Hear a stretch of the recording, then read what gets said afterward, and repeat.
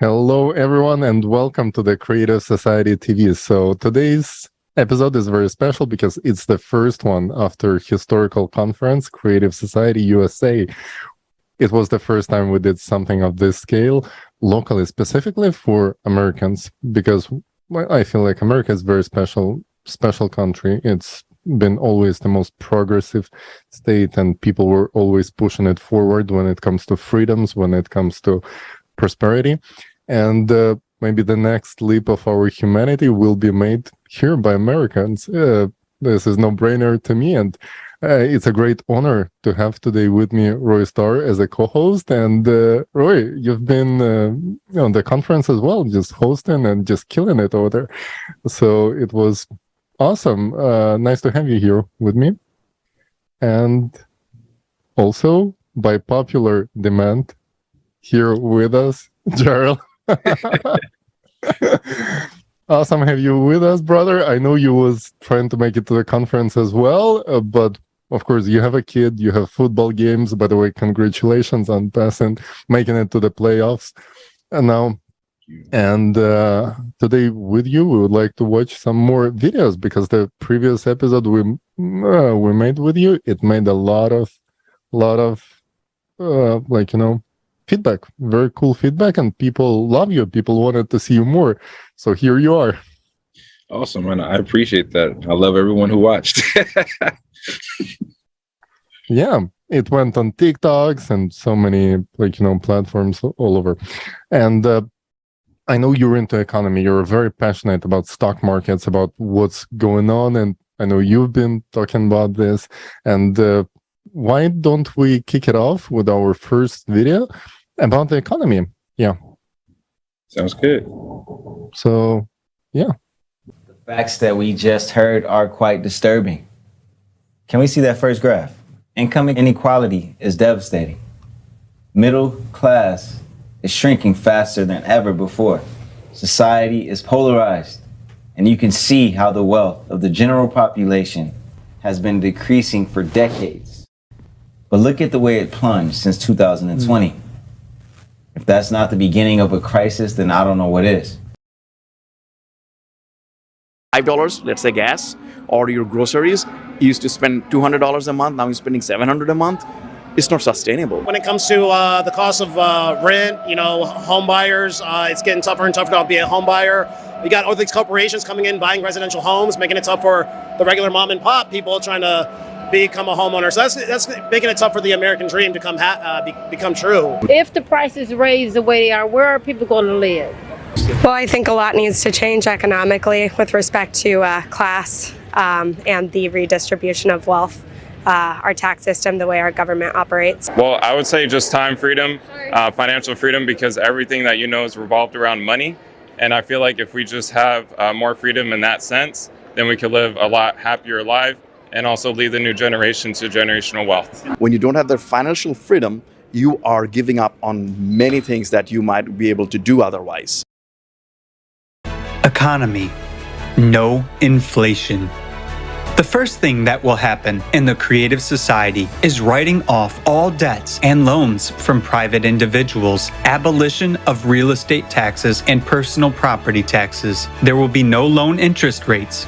We will start with a clean slate. All of this will be possible due to a new format of economy that will be designed to benefit the interest of every American. It takes the financial burden off of every family.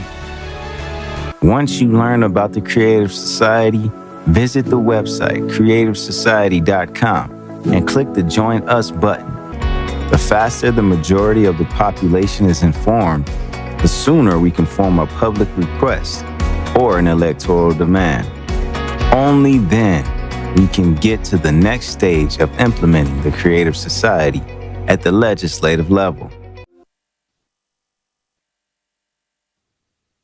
Hey, so we just saw this video. It's a short clip of different parts of the conference. You've seen, first of all, the graph of general wealth of Americans. And you know what's funny? The salaries have been rising, but the actual wealth, what people can afford, it's been decreasing. That's quite shocking. That purple line you see over there, that's the amount of wealth that belongs to the middle class, and it's been shrinking since like 1989, like constantly. So this is something I was like, wow, it didn't happen yesterday. It didn't just start yesterday. It's something's wrong with the system itself. If it makes our people poor instead of like generating more wealth. And then the second thing, we went to the streets and we were asking people, what do you think of it? And like most of the people were concerned about the economy. That's the main topic, I think, in today's America. What do you think? Right. I totally agree. The thing is though, the sad part about it all is that we are all now just starting to figure this out. This thing has been going on, like you said, even before the mid 80s. Thing is at that time, a lot of people weren't aware and then I hate to say it, but a lot of people didn't care. And even now, even though there's a lot more people aware, there still is a lot of people who don't care. And all this does is just repeats the cycle, just on a bigger level, because there's more people coming into our economy now. And the thing is if history is not shared from the past as it goes forward, no one knows that this is a thing. And a lot of it is we're blindsided, by other issues that don't really matter.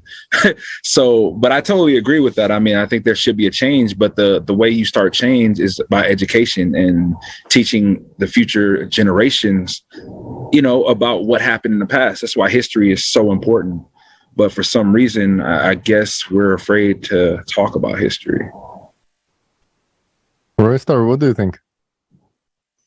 Yeah, it's definitely something that's kind of come to the head.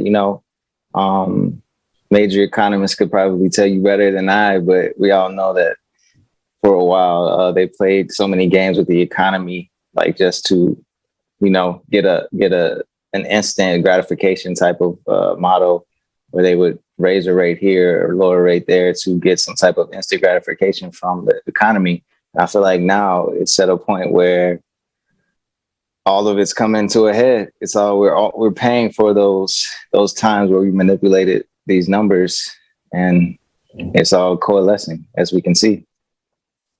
Yeah, so I know you're both into economy. RoyStar is more into real estate market. Jarrell is more into stock. What's been going on there for like past years? Can you explain it or break it down for somebody who's like doesn't know that much about stock or real estate? What has been happening? Why did it spike all of a sudden and then drop like it did recently? Well, you know what? As long as I've been in the stock market, and it hasn't been, I wouldn't say 10 years, but I've been in the stock market for some time. It's a game. And literally, I don't really know that much about housing market besides, what some of my friends tell me and what I see, but they correlate. And then furthermore, though, so far as the stock market is concerned, it literally just does the same thing over and over again. Like it's literally the same thing.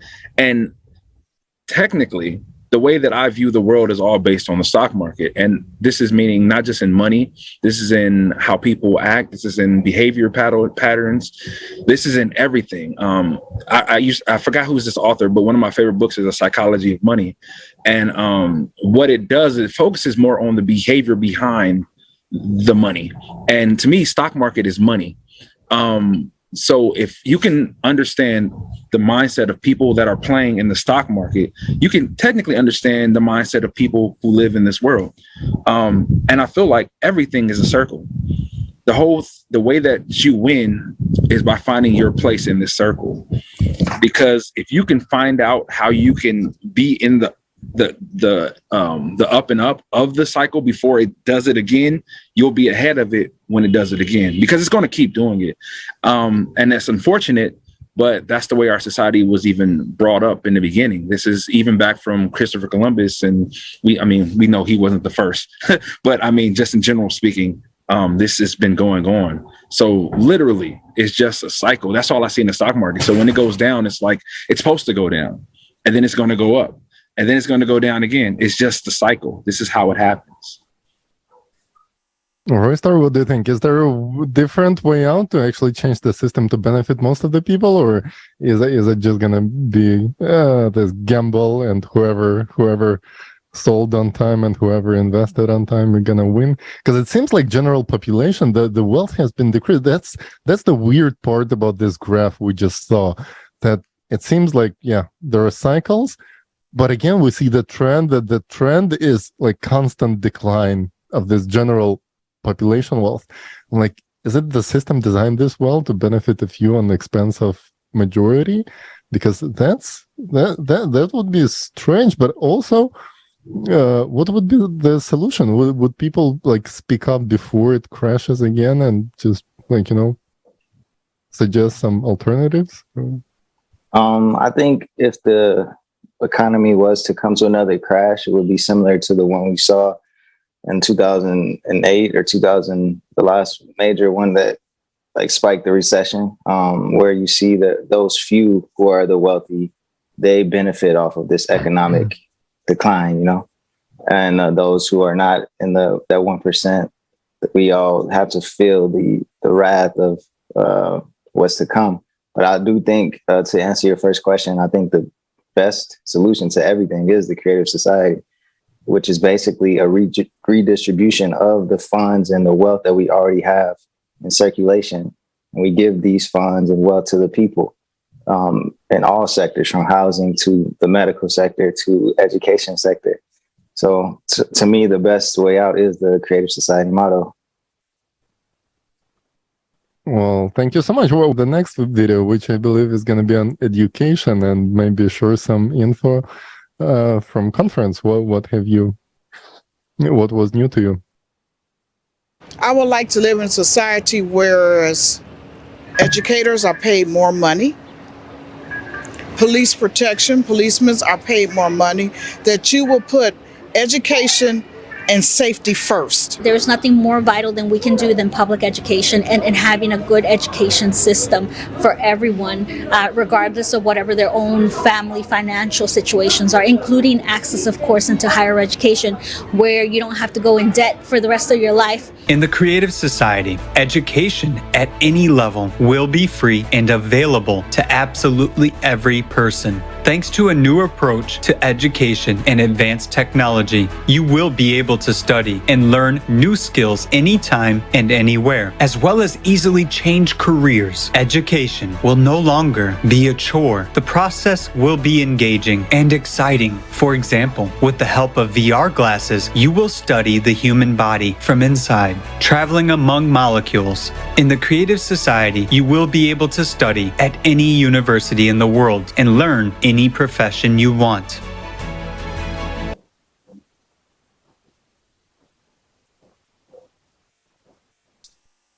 I did not have those when I was a kid, the VR glasses. That's a major game changer. But you have those now as an adult. So yes, I agree. Yeah. So you can just put them on and appear in any university at the best lectures with the best professors. Like, that's such a big game changer. Right. I agree.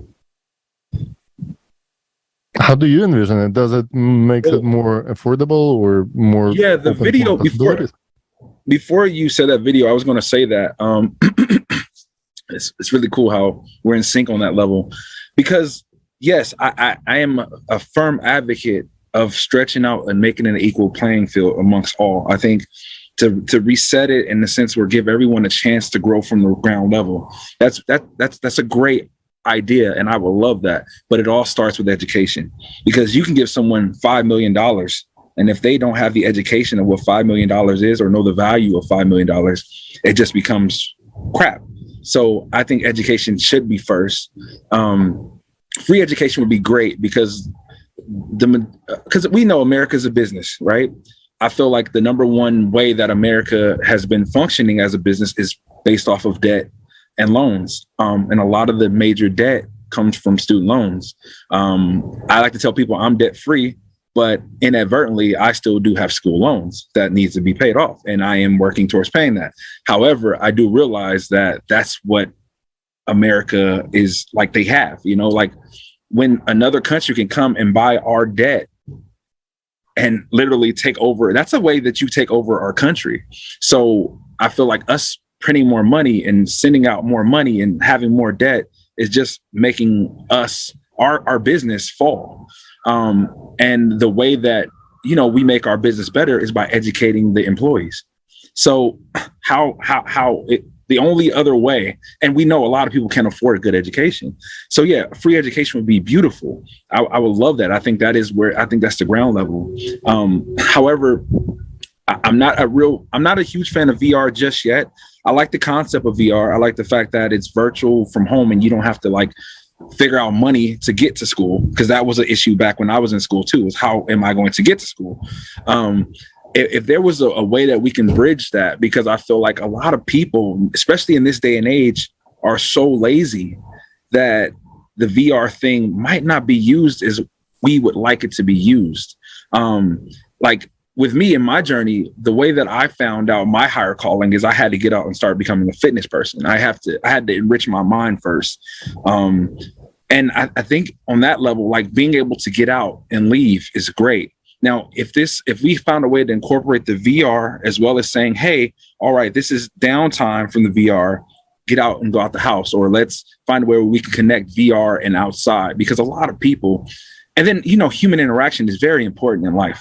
If we're stuck inside of our house and all we do is interact virtually, we really can't enrich our minds either. That's a whole nother concept. Even with my son is homeschooled, but the reason why he does football is because I know that, yeah, homeschool is awesome because I can see what I'm putting in his mind personally.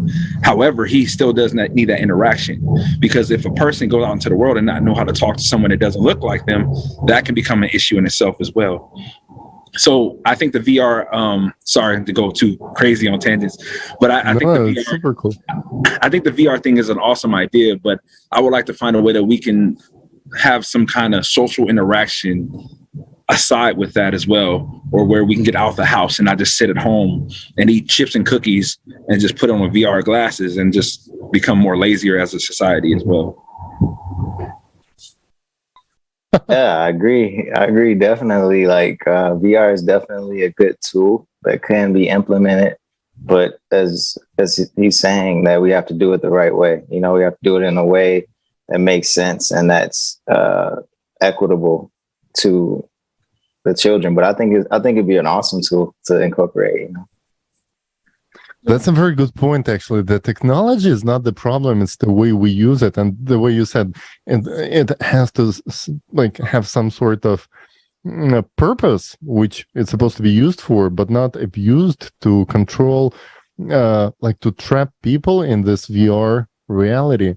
And what we see right now, it's working purposely to make it more addictive, to stay more on social media, to stay more in VR glasses, because the more time you spend there, the more attention you invest into it, the more profit you generate for those who trying to like place commercials in there. But if the whole point of the system is not to push you another commercial to make some bucks on you, but to actually educate you as a person and make you like able to enrich the society, that changes everything, the whole paradigm shift. Because as you said, just like person who has $5 million, well, we've seen those with the winners of lotteries. They win $20 million and they ended up so many times homeless in the streets, and sometimes even with more mental issues than before.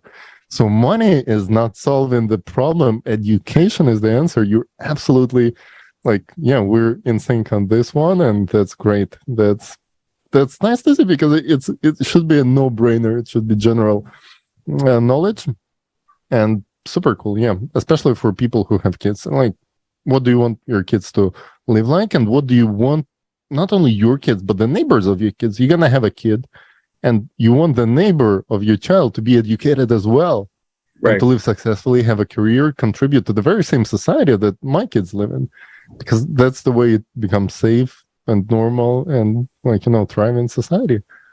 And to me, it's no-brainer. And yeah, sounds cool. Actually, I think it's a great way to stop hate. A lot of hate, people not realizing, a lot of hate comes from the lack of knowledge and understanding. Like, how can I hate someone that I know is going through the same thing I'm going through? I can only hate someone that I think is doing better than me or is different from me because I don't understand them. And understanding comes from knowledge, which knowledge comes from education. So yeah, it's a ground level basis that we still need to handle. And the thing is the social, not just social media, but even the news outlets and the radios, a lot of it is designed to keep us hating each other because it's more lack of knowledge. You know, we're listening to people that don't know anything, just say how they feel, and their feelings is causing hatred to happen amongst us all, who should be all on the same team to make each other lives better. You know, like I could be friends with a multimillionaire or multi-billionaire. Like, what is that? That's the only way that I can learn. I can learn from how they did it versus saying, oh, I don't like you because you're better than me because the radio told me that you don't care about me. Like, it's just, I think it starts there. Yeah, I definitely think it starts with education, and the more we know, the more we grow, as they used to say, you know. So that's sure. So yeah, it all starts with education. Absolutely.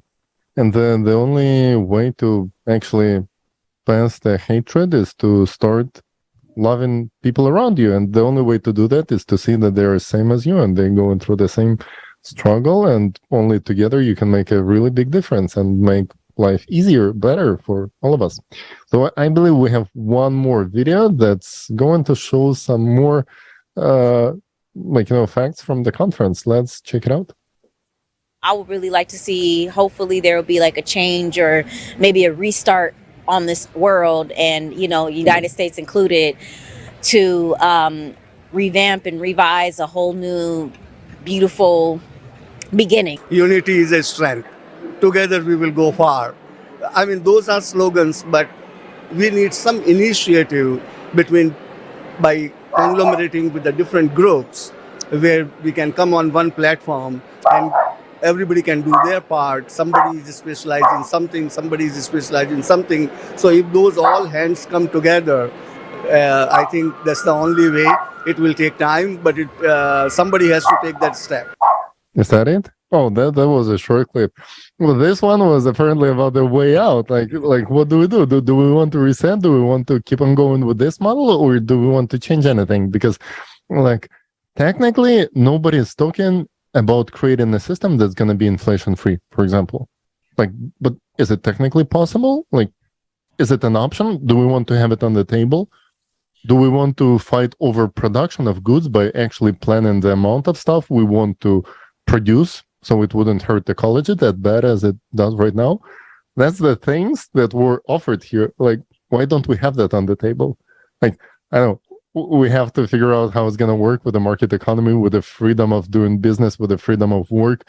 But maybe if many people are going to be replaced by machinery very soon, people are not going to have to flip burgers to make like $15 per hour. Machines can do that. Machine can do coffee in Starbucks better than people do, and people don't have to do this hard labor.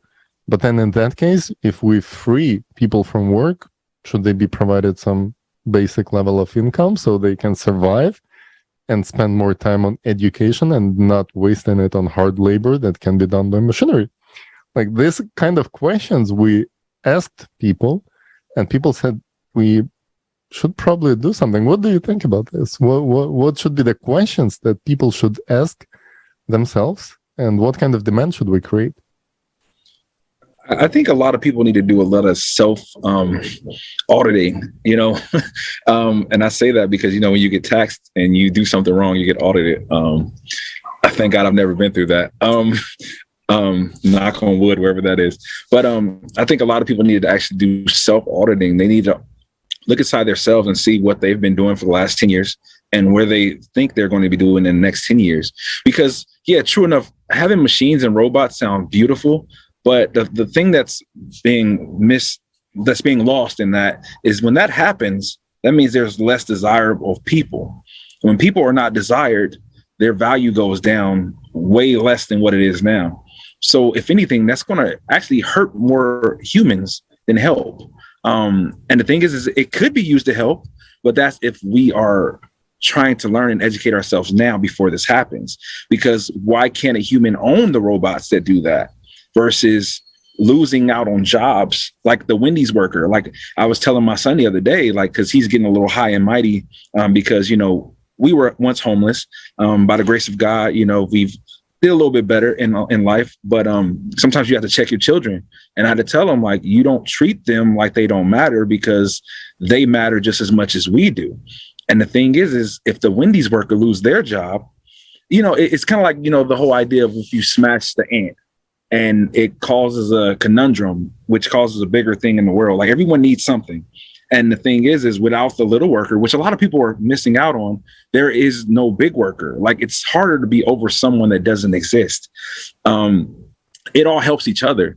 So I feel like back to what that gentleman was saying, he really touched on something I was taught as a younger man when I used to do real estate. Before I got into that, I was taught out of the conversation comes the light. And that sparks to my mind, because you don't know sometimes. And if there's no conversation, you can't, it's still dark. So how do you know what, and then, I mean, yeah, we could say, yeah, the rich know, big tech company know, but big tech is so big tech that the last thing they're worried about is the little person. They don't see that, because everyone has their own issues. When you make when your tax bracket goes up, there's bigger issues. You know, like when you go from being homeless, I had no issues besides the fact of trying to find somewhere to live. Aside from that, I didn't care about money. I didn't care about, I cared about my child. That was it. Aside from that, I could care less. There was no struggle. But then when I got up and had to start paying rent, yeah, I had issues. Then as you get to another level, you got to worry about how you're going to play it. And this sounds weird. You got to worry about how you got to pay your private jet off, you know, and that's a purpose for that. So everyone has their own issues. But the thing is like we said previously, you know, without conversation, how can we figure out there's an issue that's going on here? Like, you know, you could sit there and say, yeah, Elon Musk, you know, richest man in the world. He knows that, you know, my uncle who lives in Compton, California right now that can barely afford his 2-bedroom is struggling. No, it's too many people in this world for him to even know or care. Like, why should he care? You know, my uncle also made some bad decisions in life. He was addicted to, you know, heroin and all that crap. But at the same time, we can't blame Elon for that. We just have to have a level where we can find a way where we can really figure out what democracy is, where we can literally come together as a society. And if Creative Society is that platform, there's a platform where we can come together and talk and discuss issues and not feel judged or feel like we're going to be judged, because there's sometimes where we think we're going to be judged by someone versus us actually being judged. And that's the problem, the predetermined notions that we get from social media and outlets, and then this left and right and Republican or Democrat. Sometimes there's devices set up to keep us divided. If we could find a way to cut off these devices and come together as a society, as what we were defined in the beginning when we first came to this country, we united against, you know, British rule, you know, but then when we got here, now we want to unite against each other. And it's like, yeah, I know the human mindset is always conquer, war. That's how humans are bred, and men more specifically. I get that. But if we can literally drop the ego, that's the problem. I think the solving is dropping the ego. As soon as we can find a way to do that in a way where we don't feel like we just became weak, I feel like that's when we can actually start having change. Sorry. Wow. That's so powerful. And that's exactly how I've been feeling. I feel like most of the people feel in the same way. It just takes some courage to actually say this out loud. So thank you for honesty and for being open-minded about things. Yeah, I agree. I feel like a lot of, like he's saying, a lot of awareness and education needs to happen before that next step of the implementation of advanced technology, as again, so that we know that we are using these gifts in the correct way as a society.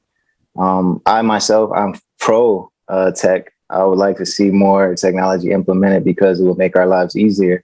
And I do think that there would come a point where human beings will advance to the step of self-realization, self-actualization once these technologies are implemented, which will definitely be a great evolutionary step for us as mankind. But like Jared is saying, like, we definitely need some education and awareness so that we can conquer our egos, conquer the drive in us that wants to be a war, be an indifference between our fellow mankind, so that we can use these gifts and these technologies in the way that they were intended to be. Yeah.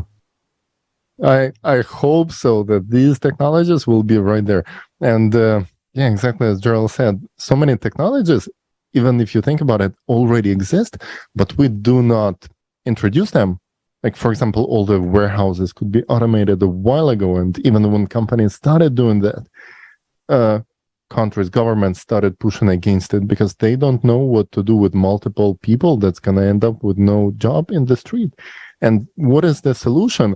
Because in the consumerist format where we live in right now, if we introduce basic income on the level of like minimum salary, then it's not even makes sense, because some people do nothing because they have no option to get a job and get the same money as some other people make with a hard labor.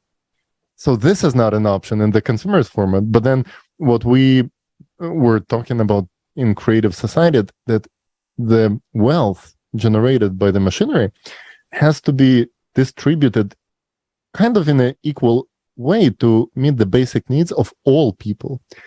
And then when you know your basic needs are covered, just like stakeholders in big tech companies, right? You have your shares, and the world economy everyone should have a piece of share that makes sure you're not gonna stay without home, you're not gonna stay without food, you're not gonna stay without electricity or water or education or healthcare, right? When those are covered, then you can advance as much as you want. You can study, you can contribute to the society, you can go and do tremendous things, because, like, you know, no one ever stopped working or contributing only because they met their basic needs. Because that's another myth I've been seeing. Oh, when people gonna have this basic income, they're gonna stop working because people are lazy.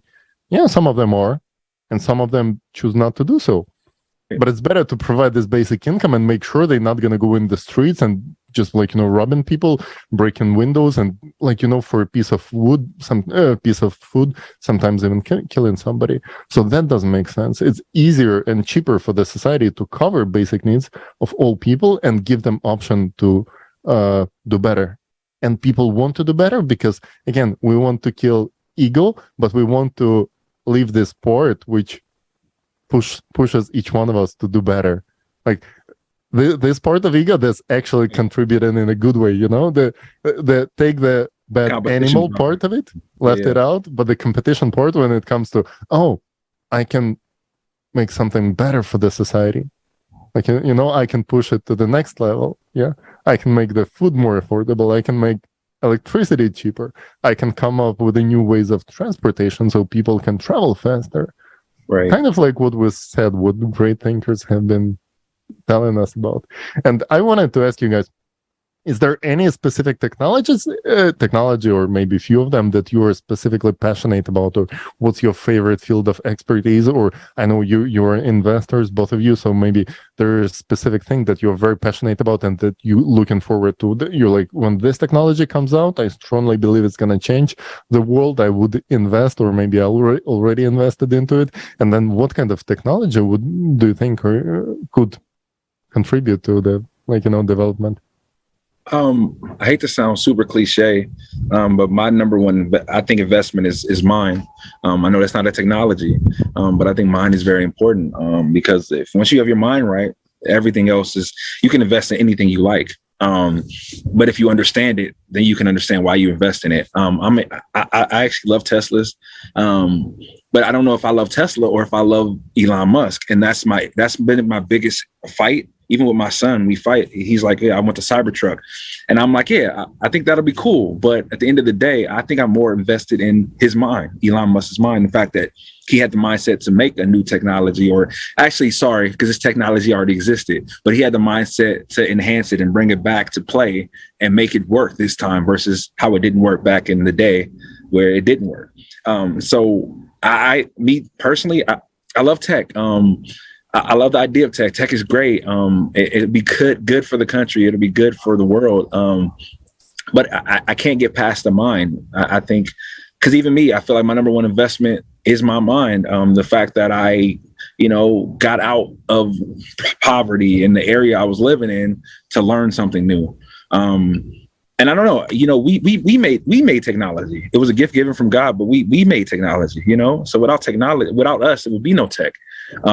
So that's why I feel like the number one investment is still the person or the human that has the brain to do it. Yeah, I would like to see some investments in free energy and that Voskhod, man. That's been on my mind ever since I learned about it. The Voskhod complex.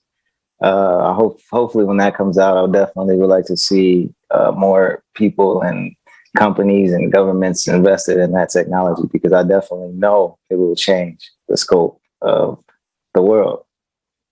Okay, so yeah, that's the technology that allows people to have full transparency into money that are governmental money and actually track it down, which would be awesome, because if we can get rid of corruption and all these shady schemes behind governmental money, I think that would by itself increase the wealth and life of all of us.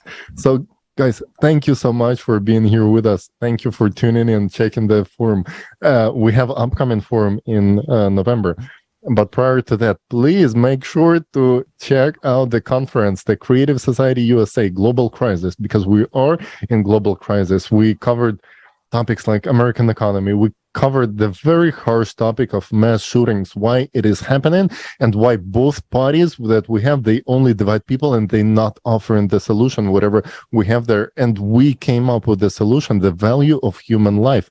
If we actually prioritize the value of human life, we can easily get rid of so many problems, including this one. So for the exact solution, check out the videos we have online on Creative Society YouTube channel, on our Facebook, check our TikToks, and subscribe to our newsletters on creativesociety.com and press join us button, and see you soon. Any final wishes from Jarrell, from you? The thing I tell everyone, I have clients that I coach, and the same thing I say to everything is, stay strong, don't give up. We've gotten through this before, and we'll get through it again. It's just this time, hopefully we go in there willing to learn and do things different this time than we did last time. Thank you so much. All right, and see you next time. Bye-bye, everyone.